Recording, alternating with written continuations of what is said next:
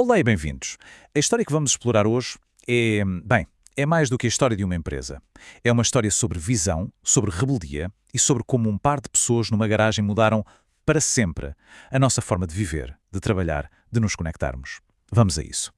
E esta frase, que foi o coração da campanha Think Different da Apple, resume basicamente tudo.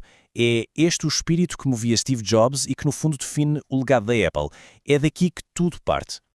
Então a nossa viagem começa aqui, no meio do caos criativo da Califórnia dos anos 70, onde uma pequena faísca de uma ideia estava prestes a tornar-se um fenómeno global.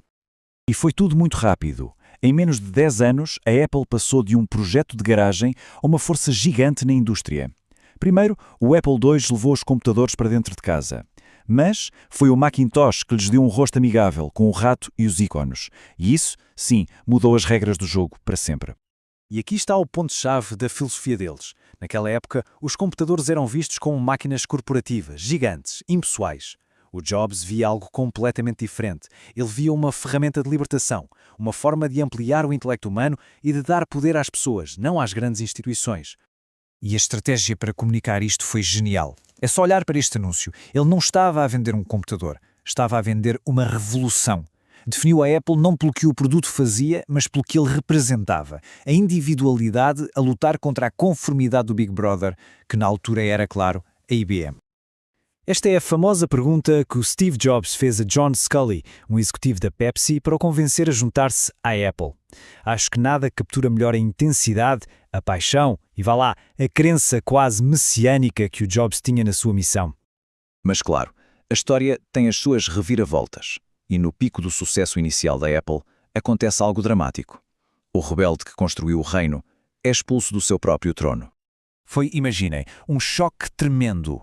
O conflito entre o visionário e o executivo que ele mesmo tinha contratado acabou com a sua expulsão. Naquele momento, parecia mesmo que a Apple tinha perdido a sua alma. Mas o mais curioso é que este período de exílio não foi de todo um fracasso. Muito pelo contrário.